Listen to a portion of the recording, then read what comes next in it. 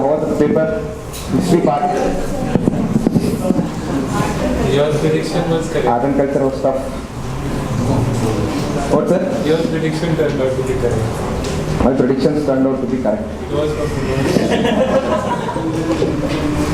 See, traditionally, even in UPSC, these days history is becoming more and more tougher. Okay, if you see last year's paper, most of the students, they lost out on most of the questions in history. See, history is something which has to be done a little bit more thoroughly. Okay, and normal level preparation wherein you read NCERT and go to the exam blindly, that pattern is not going to work anymore. Okay? You have to prepare at a little bit of higher level. Art and culture, there is no one standard good book. That is a major problem. And now whatever guidebooks are coming, they will confuse you more than enlightening you. That is the major problem. And history, with history particularly, the problem is the enormity of the subject. Okay, for preliminary you have ancient, medieval, art and culture plus modern India. So the enormity of the syllabus and effective coverage is something which is necessary.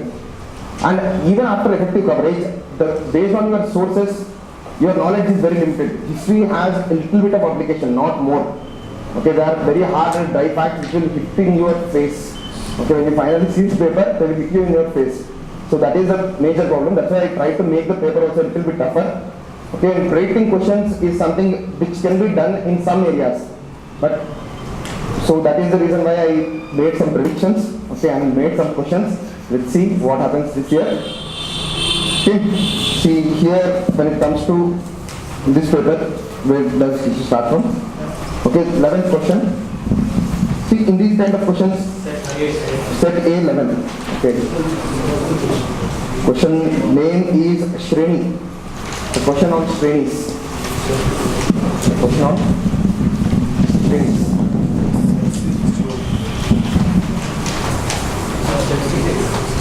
Okay, 11th question. Please make it a little bit fast. So, what is the answer, sir? Okay. A. 1 or 2? See, it is all the above. See, because Shrenis, they used to play a very crucial role in ancient India. And in ancient and medieval times, there is no fiat currency. Okay, all currency is based on its inherent value. That's why there was a free coinage system both in ancient and medieval times. So every Shreni used to have its own mint. Because the coins are based on their inherent value, not fiat. So government regulation is not very much necessary. So that is the reason why Shrenis used to have economic independence. And apart from that, they were part of urban municipal administration, particularly during Guptan age. There were organizations called Adhisthana Adhikarana. Adhisthana Adhikarana, wherein guilds used to participate directly in municipal administration. Then they had insignia and flags of their own. Okay, they had these things. And then they had a separate judicial system. Yes, they used to have a separate judicial system of their own, which is called Shreni Dharma. Which is called Shreni Dharma. So all of the above are correct. All of the above are correct. Then when it comes to the next question, the Congress Parliamentary Subcommittee, it is very, very important, sir. Traditionally it is not covered. This Congress Parliamentary Subcommittee, it was formed by the Congress party at central level in order to control the provincial government under Act of 1936. Because the Britishers wanted to divide India also vertically between the states and center. They wanted to weaken Congress organization by giving more autonomy to the states. But Congress effectively countered this by formation of Parliamentary Subcommittee. Okay, and it was headed by these three people. It is like the central cabinet today. Because in 1936 Act, you know that federal government is not formed. You know that, right? No. Okay, in place of federal government, Congress party had an organizational structure which used to control the provincial governments, and it is parliamentary subcommittees. Then the next question is, okay, this is very easy question. Answer is both. Both. Answer is both. Then the next question. Answer is, this is very simple question. How can it be all of the above? Amalak and Kalash, where do you find them in? It is Nagara. Amalak and Kalash are Nagara. The rest of them are Dravidian. So this Congress Parliamentary Committee's level was Question level, it is level 2. Okay, history if you know, everything is level 1. If you don't know, it is level 3, sir. Okay, so that is the case. So then the next question is, so Amalak and Kalash, I think it is a very straightforward question. They are typical Nagara features, not Dravida. Then the next question is Prapati Marga, which is also called as Sarangati. The next question is on Prapati Marga, which is also called Sarangati. It was proposed by Ramanujacharya himself, and it forms essential aspect of the Visishta Advaita philosophy. School of Visishta Advaita philosophy's essential aspect is this surrender towards God. Okay, and your moksha depends on the grace of God, similar to UPSC preliminary examination. Okay, so then the next question is on Silapadikaram. Silapadikaram, which is one of the two great Sangam age texts. Okay, two great Sangam age texts. One is Silapadikaram and second one is Manimekalai. These are the two texts. And this is Silapadikaram, because these kind of questions have been asked earlier. Once they asked a question on Kalidasa's Abhignana Shakuntalam. They gave some lines on Abhignana Shakuntalam and they asked which of them belong to Kalidasa's Abhignana Shakuntalam. So you need to know some of the stories too. They are interesting. You can read them. Okay. So this story is very essential to Sangam age culture. Sangam age culture, and here this story it revolves around the characters of Kovalan, Kannagi and Madhavi. Kovalan and Kannagi, they are wife and husband. Madhavi is the lover of Kovalan. Then the second one is that the story takes place in the town of Madurai under Pandyas. Yes. What? It takes place in Madurai itself. It was under the rule of early Pandyas. Then the story revolves around a golden anklet. Please go home and read the story. You will find the golden anklet too. Okay. So everything is there. Because of shortage of time, I could not tell the story. Okay, otherwise I would have narrated the story too. Please go home and read. It is very important. Okay. Next, the answer is D. Which one? No, golden. Why is that? No, it is golden anklet itself. Okay, next. With respect to Buddhist tradition, which of question number is 36 in set A, and it is about Buddhist tradition. It is on Buddhist tradition. Tara Ashta Sahasrika Prajna Parimita. Okay, Taras form an essential aspect of Vajrayana Buddhism. Taras form an important or crucial part of Vajrayana Buddhism. And here, this Tara is very important because she is not an emblem of beauty and radiance, but she is an emblem of knowledge and wisdom. Okay, so the first statement is wrong. She forms the central deity of Vajrayana Buddhism. That's why I picked this question, because on Vajrayana Buddhism, particularly on Tibetan Buddhist monks, there is a lot of controversy which is going on right now. So that is the reason why I picked this thing. And the second one is knowledge and wisdom. Knowledge and wisdom. When it comes to the second one, see, post-Buddha in Mahayana Buddhism, there emerges the concepts of bodhisattvas. And among these bodhisattvas, three are very crucial. Okay, these three bodhisattvas are typically beings who stop their own nirvana out of compassion towards other people and to spiritually uplift them. And among these bodhisattvas, three are very, very important. These three took three essential characters of Buddha. So the first one is Vajrapani, who took the power of Buddha. The power of Buddha is taken over by Vajrapani, the one who holds a sword. In Buddhist pantheon, if you see the images, you will find him. Vajrapani is the one who holds the sword. Then there is the second one who is Padmapani, who is the compassionate being, who looks down on earth with compassion. And the third one is Amitabha. This Amitabha, he represents the spiritual wisdom or the spiritual essence of Buddhism. So these are three important bodhisattvas in Mahayana Buddhism. And here the second option is also wrong. is the second one? Amitabha. Sir, where does Avalokiteshvara come? Avalokiteshvara Padmapani, full name is. Padmapani is Avalokiteshvara. Then the next one is in the vice president of Congress Party. The vice president of Congress Party is the next question. See here in vice president, the vice president is the first Congress session which has been held in a rural area. First Congress session which has been held in a rural area, and it talked about agrarian problem of India. It promised some reforms to present condition, and Jamindari abolition is not one of them. Jamindari abolition is not one of them. See, because at that point of time Congress party is a multi-class party. It can never make these kind of radical reforms or suggestions. And it is in the same vice session that M.N. Roy also participated, and he gave the promise of, he put forward the demand for Constituent Assembly for India. Constituent Assembly for India. Some Congress sessions are very, very crucial. Okay, some Congress sessions are very, very crucial. You have to know the ins and outs of those sessions. That can be possibly, they can be possible questions. Then the next question is painting tradition. Okay. What is the answer, sir? Chitra Sammohana. Okay. That is a made up name. It was made by me. Okay. So there is no book called Chitra Sammohana. So the answer is A. Vishnu Dharmottara Purana. I expected this.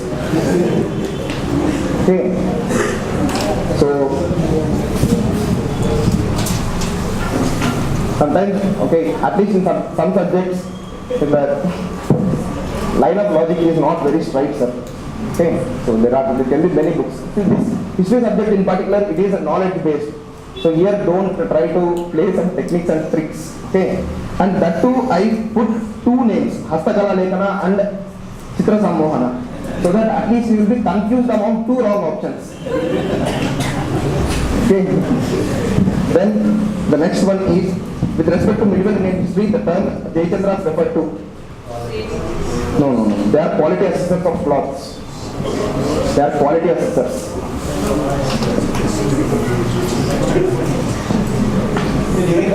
When East India Company came to India, they took the help of these Jayachandras to buy Indian cloths. And they used, typically the British East India Companies, it used to take up many corrupt practices through these Jayachandras. When good quality Indian cloth used to go to the East India Company, these Jayachandras, they used to assess them very lowly, so that a deliberately low price will be paid to them. Are you getting it? So that is the reason why this term is more important. Next, Quit India movement is a mass uprising of the next question. So what is the answer, sir? Okay. How can Azad Hind Radio was set up by whom, sir? How can it be part of Quit India movement? How can it be part of Quit India movement? See, there is one more radio called Congress Radio, which was set up by Usha Mehta. Okay, you got confused between, there are two radios. Azad Radio, but not Azad Hind Radio. Congress Radio or Azad Radio, but not Azad Hind Radio. Okay, sir. Finally, tell the rough figure of the questions that you did correct in history.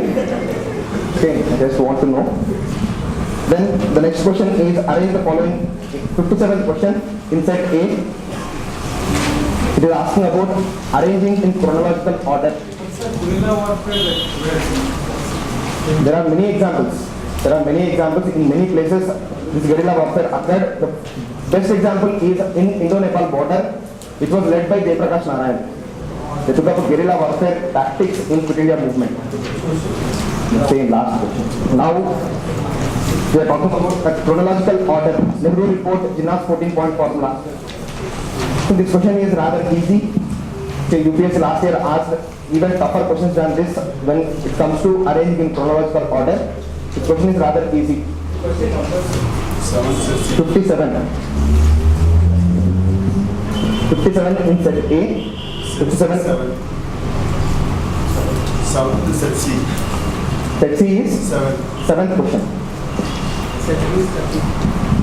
Arranging in chronological order.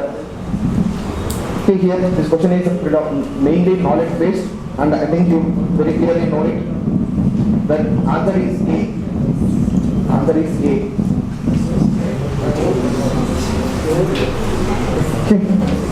Okay, the next question. 11-point demand. 7-point demand is a demand which was put forward by Gandhi before the launching of civil disobedience movement. To Irving. To Irving, he put forward a demand called 11-point demand, and he said that I will not launch civil disobedience movement if you accept these 11 demands. Okay. But as usual with all Gandhian demands, he didn't accept. So he launched civil disobedience movement. With next thing, the next question is, what is the answer, sir? Answer is A. 2 only is the answer. So when it comes to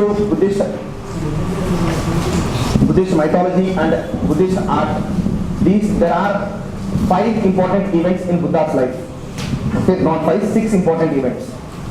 6 important events, of which Avakranti, Sambodhi, Jati, Mahavinishramana, then Dharmachakra Pravartana and Mahaparinirvana are the 6 major events. And Avakranti is conception of Buddha, not birth of Buddha. It is conception of Buddha. Then Sambodhi is enlightenment, that is correct. Then it comes to Jati. Jati is birth of Buddha. Then Mahavinishramana is, what is Mahavinishramana? He leaving the palace and becoming a saint. Mahaparinirvana is his death. Then Dharmachakra Pravartana. Dharmachakra Pravartana. Everything has an emblem too. Okay, every aspect of Buddha's life is represented through some emblems. Some emblems. Just let's suppose Avakranti is represented by elephant. Then Sambodhi by people tree. Jati by lotus. Mahavinishramana by horse. Dharmachakra Pravartana by wheel, and Mahaparinirvana by stupa. Dharmachakra Parivartana by wheel. Avakranti by elephant. Sambodhi by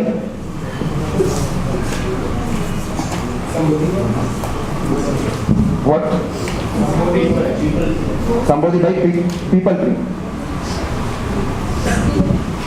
Jati by lotus. Mahavinishramana by horse.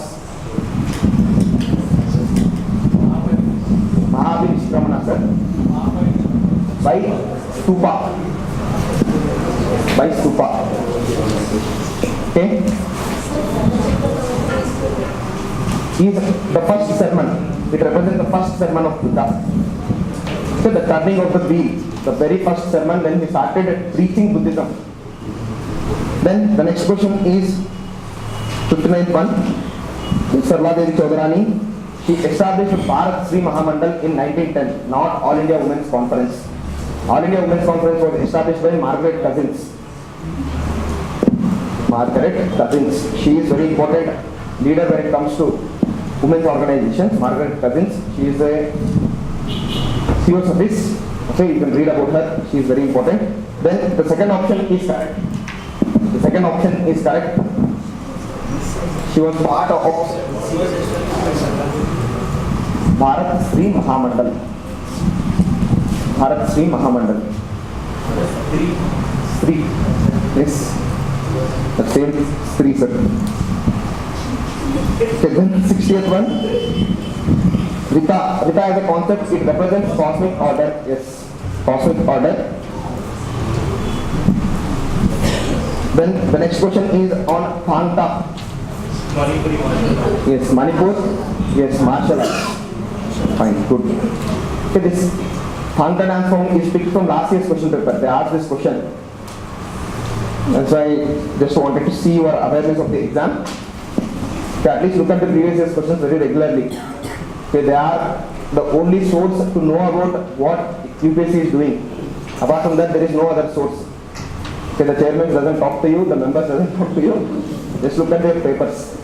Okay, all papers which are being, all exams which are being conducted by UPSC examination, you collect those papers and check the questions. Sometimes, okay, by chance, questions might get repeated. Okay, it's all a matter of like 2 to 3 marks. Finally, clearing and not clearing prelims. So don't take any chance. Then 86th question. The question on Vernacular Press Act. The question on Vernacular Press Act. Okay, this is an easier question. It was implemented by Lord Dicton. And the second option is correct. Wrong. Okay. Yes. It changed from vernacular to English, not the other way around. Okay. Reading comprehension, sir. Okay, read carefully. Then 87th question. What is the answer, sir?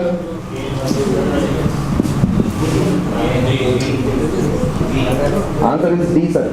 Faraday established the All India Social Conference. Tilak drove it away from Congress party sessions. Gitarasya is written by him in Marathi language. In Marathi language, he has written a book on Bhagavad Gita which is called Gitarasya. And he also formed the Deccan Education Society along with Agarkar.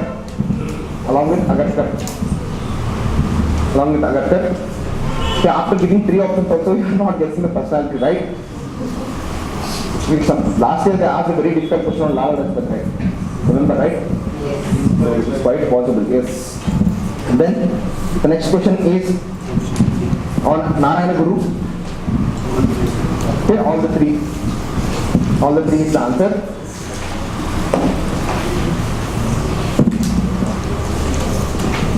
Then Dashavatara Temple at Deoghar.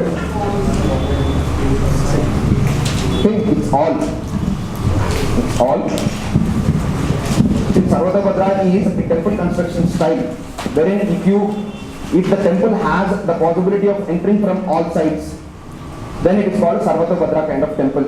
And this is the Dashavatara temple, it has staircases on all four directions. That's why it is called Sarvatabhadra. Sarvatabhadra means entry from all sides. If they ask these technical terms before they ask ones on Panchayatana style, that's why Sarvatabhadra. So there are just a few technical terms when it comes to temples. Okay, exhaust as many resources, as much of information as possible in ancient and medieval India, particularly technical terms and key terms. They are going to regularly ask those questions. Okay, how many questions did you do correctly? 10. Okay. Good. Fine. Okay, all the best for from January, please take preliminary very seriously. However good you are in answer writing and stuff, even if you refine it completely, the point is you have first clear prelims in order to experience mains. So please concentrate on prelims. It requires dedicated preparation. Please prepare seriously. Okay. Maybe the class was too serious. Okay, I will hand it over to Ayush sir.